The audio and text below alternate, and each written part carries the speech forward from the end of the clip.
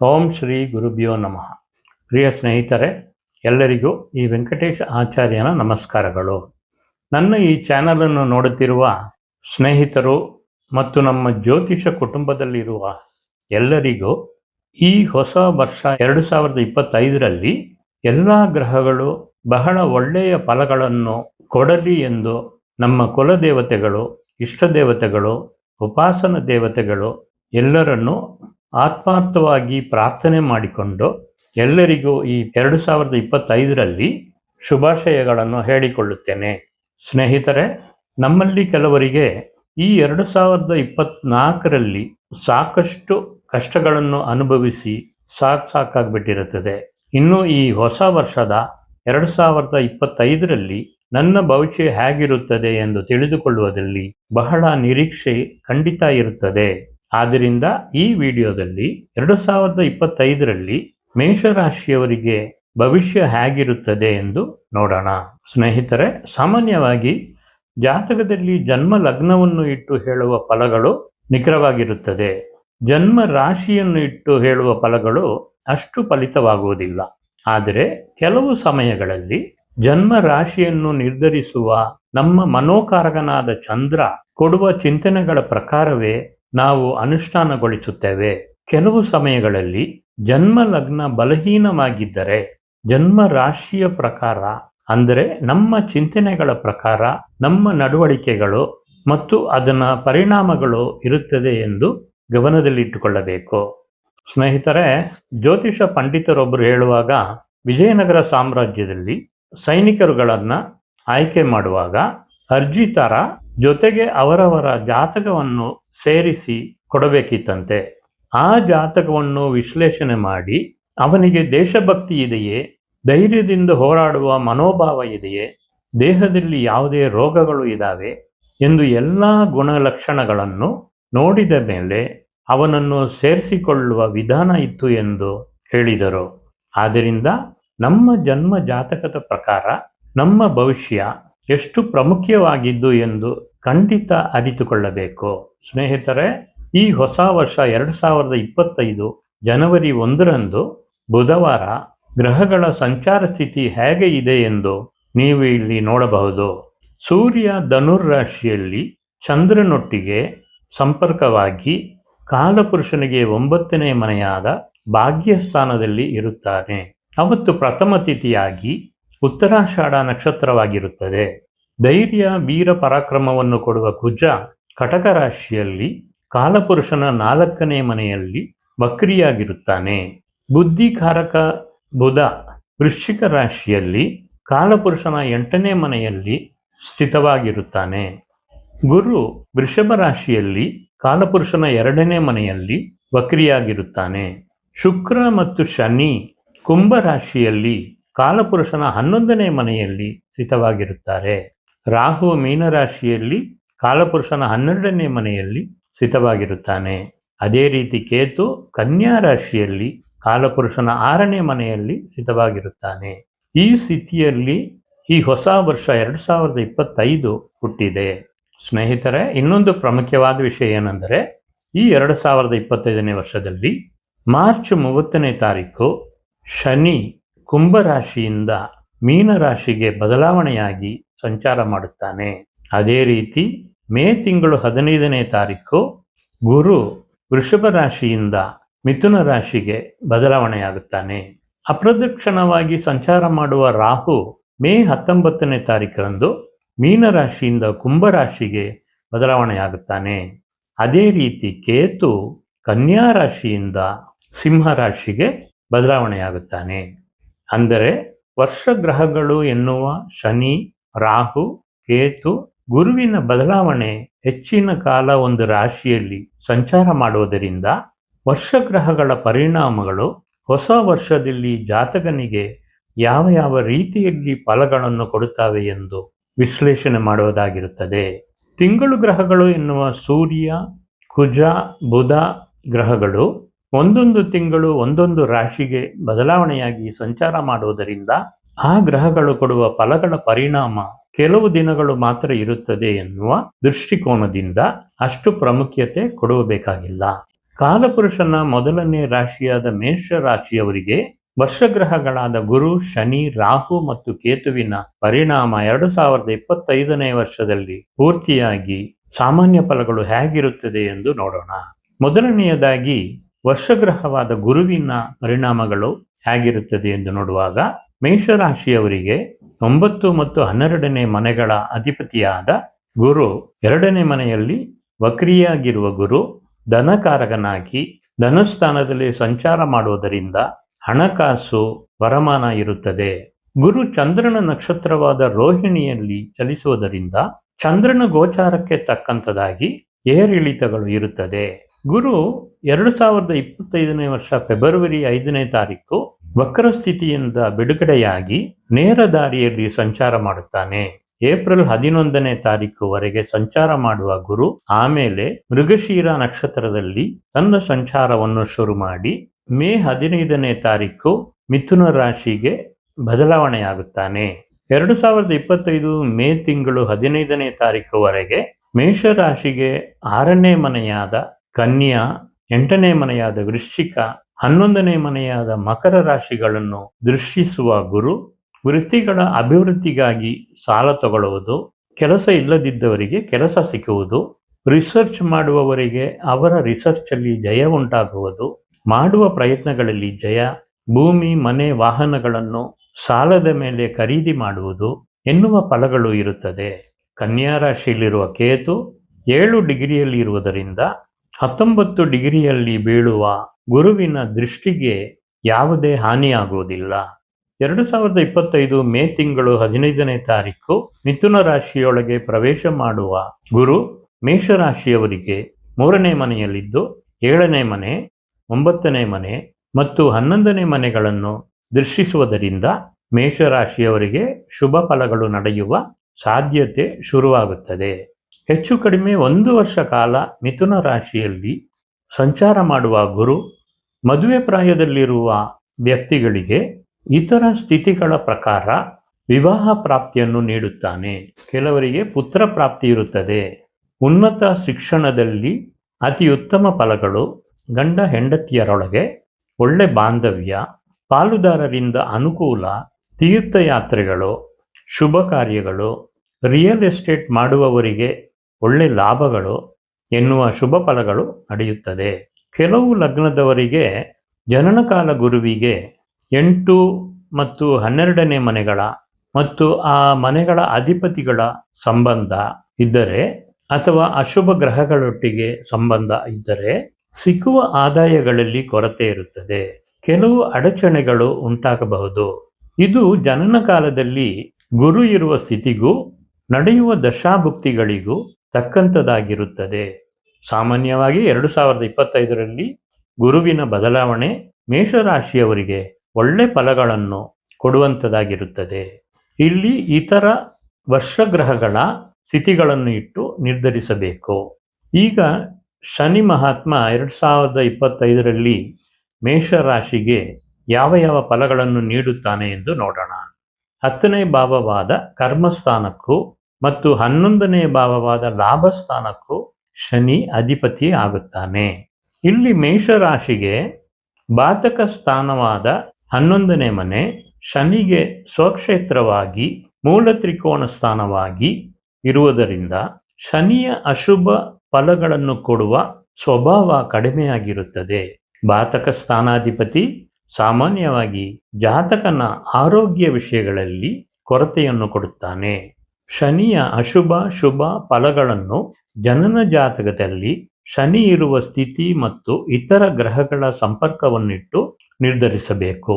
2025 ಜನವರಿ 1ನೇ ತಾರೀಕು ಮೇಷರಾಶಿಗೆ 11ನೇ ಮನೆಯಾದ ಕುಂಭರಾಶಿಯಲ್ಲಿ 20 ಡಿಗ್ರಿಯಲ್ಲಿ ಶನಿ ಸಂಚಾರ ಮಾಡುತ್ತಿರುತ್ತಾನೆ.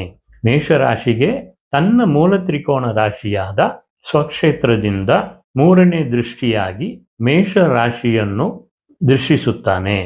ಆವಾಗ ಮೇಷರಾಶಿಯವರಿಗೆ ವೃತ್ತಿಗಳಿಂದ ಒಳ್ಳೆ ಆದಾಯಗಳನ್ನು ಕೊಡುತ್ತಾನೆ. ವೃತ್ತಿಯಲ್ಲಿ ಅಭಿವೃದ್ಧಿ, ಕೆಲಸದವರಿಂದ ಆದಾಯ, ಸ್ನೇಹಿತರುಗಳಿಂದ ಅನುಕೂಲ, ಪರಿಪಾಲನದಲ್ಲಿ ಉತ್ತಮ ಸ್ಥಾನ ಪಡೆಯುವುದು, ಸಾರ್ವಜನಿಕರಿಂದ ಸಹಕಾರ ಎನ್ನುವ ಫಲಗಳನ್ನು ಮಾರ್ಚ್ 30ನೇ ತಾರೀಕುವರೆಗೆ ಕೊಡುತ್ತಾನೆ. 2025 ಮಾರ್ಚ್ 30ನೇ ತಾರೀಕು ಶನಿ ಕುಂಭರಾಶಿಯಿಂದ ಮೀನರಾಶಿಗೆ ಬದಲಾವಣೆಯಾಗಿ ತನ್ನ ಸಂಚಾರವನ್ನು ಶುರು ಮಾಡುತ್ತಾನೆ. ಮೇಷರಾಶಿಯವರಿಗೆ 10, 11ನೇ ಮನೆ ಅಧಿಪತಿಯಾದ ಶನಿ 12ನೇ ಮನೆಯಾದ ವ್ಯಯಸ್ಥಾನದಲ್ಲಿ 5 ಗ್ರಹಗಳೊಟ್ಟಿಗೆ ಸಂಚಾರ ಮಾಡುವವನಾಗಿ ಇರುತ್ತಾನೆ. ಮೀನರಾಶಿಯಲ್ಲಿ ತನ್ನ ಸಂಚಾರವನ್ನು ಶನಿ ಶುರು ಮಾಡುವಾಗ ಅದು ಜಾತಕನಿಗೆ 7ನೇ ಶನಿಯ ಆರಂಭ ಶನಿಯಾಗಿರುತ್ತದೆ. ಇದರ ಪರಿಣಾಮಗಳನ್ನು ಶನಿಗೆ ಇತರ ಶುಭ ಅಶುಭ ಗ್ರಹಗಳ ಸಂಪರ್ಕಗಳನ್ನು ಇಟ್ಟು ನಿರ್ಧರಿಸಬೇಕು. ಮೀನರಾಶಿಯಲ್ಲಿ ಗುರುವಿನ ನಕ್ಷತ್ರವಾದ ಪೂರ್ವಭಾದ್ರ ನಕ್ಷತ್ರದಲ್ಲಿ ಸಂಚಾರ ಮಾಡುವ ಕಾಲದಲ್ಲಿ ಶನಿಯ ಅಶುಭ ಸ್ವಭಾವಗಳು ಕಡಿಮೆ ಇರುತ್ತದೆ. 2ನೇ ವೃತ್ತಿಯಲ್ಲಿ ಬಂಡವಾಳ ಹಾಕುವುದು, ಹೊರದೇಶ ಪ್ರಯಾಣಗಳು, ಬೇರೆ ಊರಿಗೆ ಬದಲಾವಣೆಯಾಗುವುದು ಎನ್ನುವ ಫಲಗಳನ್ನು ಕೊಡುತ್ತಾನೆ.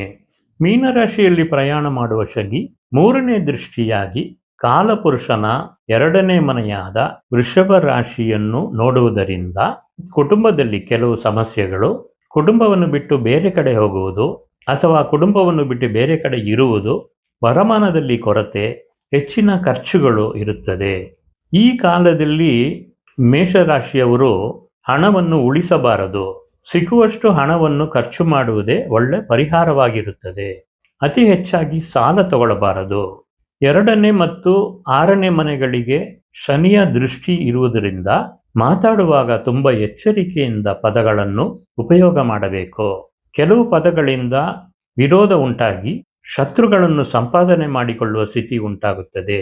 ಇದಕ್ಕೆ ಪರಿಹಾರ ಏನೆಂದರೆ ಆದಷ್ಟು ಮಾತುಗಳನ್ನು ಕಡಿಮೆ ಮಾಡಿಕೊಂಡು ಮಾತಾಡುವುದನ್ನು ತಪ್ಪಿಸಬೇಕು.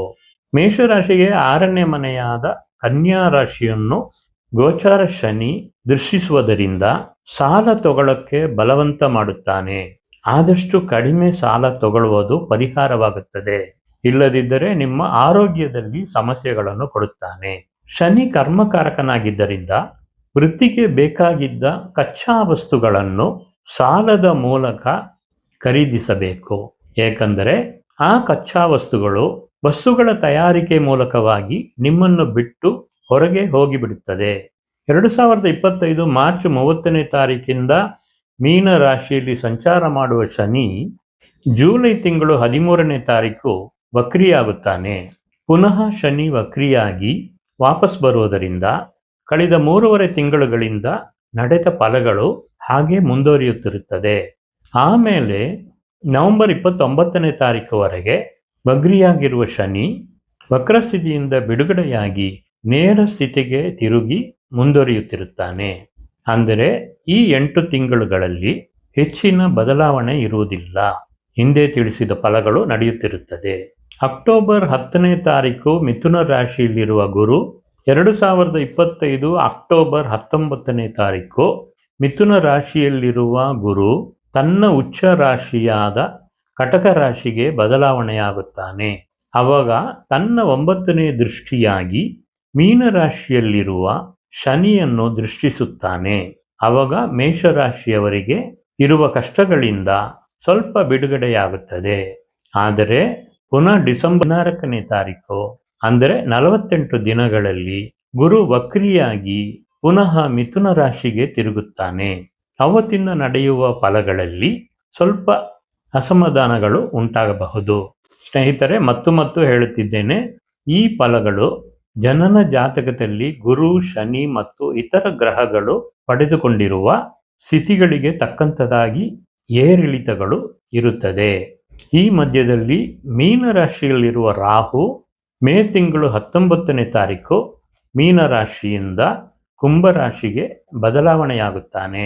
ಈ ಹಿಂದೆ ಮಾರ್ಚ್ 30ನೇ ತಾರೀಕು ಮೀನರಾಶಿಯೊಳಗೆ ಪ್ರವೇಶಿಸುವ ಶನಿಗೆ ಎದುರಾಗಿ ರಾಹು ಬರುತ್ತಿರುತ್ತಾನೆ. ಅವನು ಏಪ್ರಿಲ್ 14ನೇ ತಾರೀಕು ಶನಿಯನ್ನು ದಾಟಿ ಹೋಗುತ್ತಾನೆ. ಆ ಏಪ್ರಿಲ್ 2025 1 ತಿಂಗಳು ಮೇಷರಾಶಿಯವರು ಎಚ್ಚರಿಕೆಯಿಂದ ಇರಬೇಕು.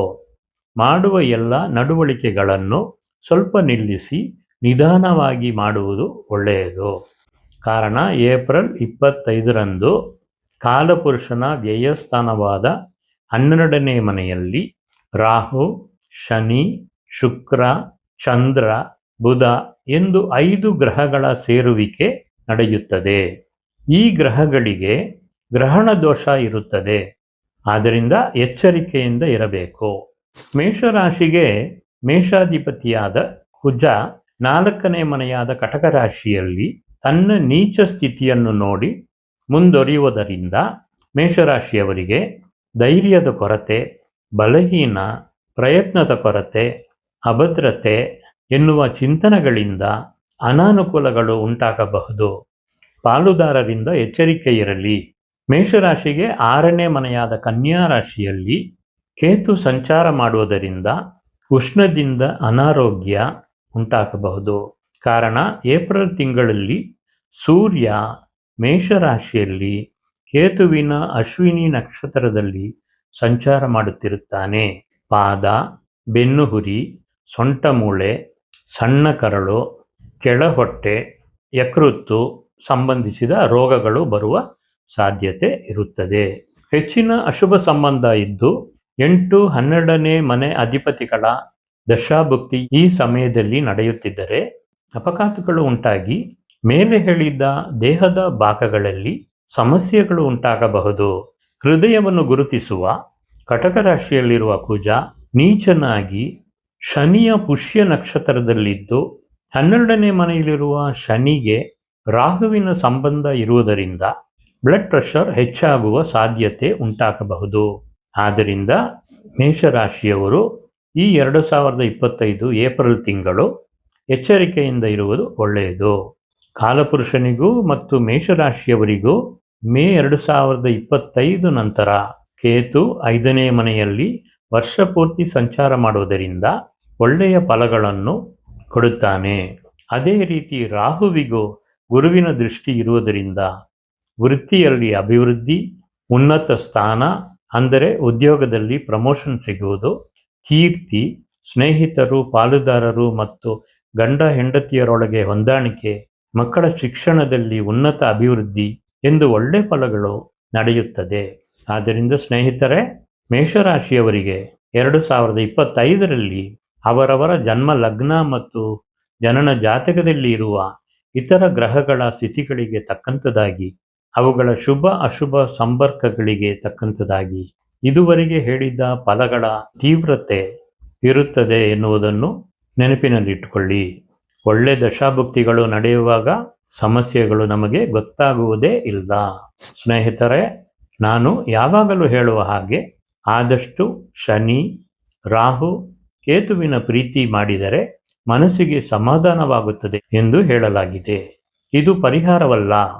ಮನಸ್ಸಿನೊಳಗೆ ಪ್ರಾರ್ಥನೆ ಮಾಡಿಕೊಳ್ಳಬಹುದು. ದೇವಸ್ಥಾನಗಳಿಗೆ ಹೋಗಿ ಸೇವೆ ಮಾಡುವುದು, ಮಂತ್ರಗಳನ್ನು ಪಠಣ ಮಾಡುವುದು, ಜೀವ ಸಮಾಧಿಗಳಲ್ಲಿ ಧ್ಯಾನ ಮಾಡುವುದು, ಅಂಗವಿಕಲರಿಗೆ ಸಹಾಯ ಮಾಡುವುದು ಎನ್ನುವ ನಡವಳಿಕೆಗಳ ಮೂಲಕವಾಗಿ ಶಾಂತಿ ಮಾಡುವುದು ಅಥವಾ ಪ್ರೀತಿ ಮಾಡುವುದು ಕೆಟ್ಟ ಫಲಗಳ ತೀವ್ರತೆಯನ್ನು ಕಡಿಮೆ ಮಾಡಿ ಮಾನಸಿಕ ಶಕ್ತಿಯನ್ನು ಹೆಚ್ಚಿಸುತ್ತದೆ. ಬೇರೆ ಯಾವ ರೀತಿಯ ಪರಿಹಾರಗಳು ಮಾಡುವುದು ಬೇಡ. ಸ್ನೇಹಿತರೆ, ಈ ವಿಡಿಯೋವನ್ನು ಕೊನೆಯವರೆಗೆ ನೋಡಿದ್ದಕ್ಕೆ ಧನ್ಯವಾದಗಳು. ಈ ವಿಡಿಯೋ ನಿಮಗೆ ಇಷ್ಟವಾಗಿದ್ದರೆ ಲೈಕ್ ಬಟನ್ ಒತ್ತಿ ನನ್ನ ಈ ಚಾನಲಿಗೆ ಸಬ್ಸ್ಕ್ರೈಬ್ ಮಾಡಿ. ಈ ಲಿಂಕನ್ನು ನಿಮ್ಮ ಸ್ನೇಹಿತರುಗಳಿಗೆಲ್ಲ ಕಳಿಸಿ. ಎಲ್ಲರಿಗೂ ಉಪಯೋಗವಾಗಲಿ. ಎಲ್ಲರಿಗೂ ಶುಭವಾಗಲಿ. ಇನ್ನು ಮುಂದಿನ ವಿಡಿಯೋದಲ್ಲಿ ನೋಡೋಣ. ನಮಸ್ಕಾರ. ಸರ್ವೇ ಜನ ಸುಖಿನೋ ಭವಂತು.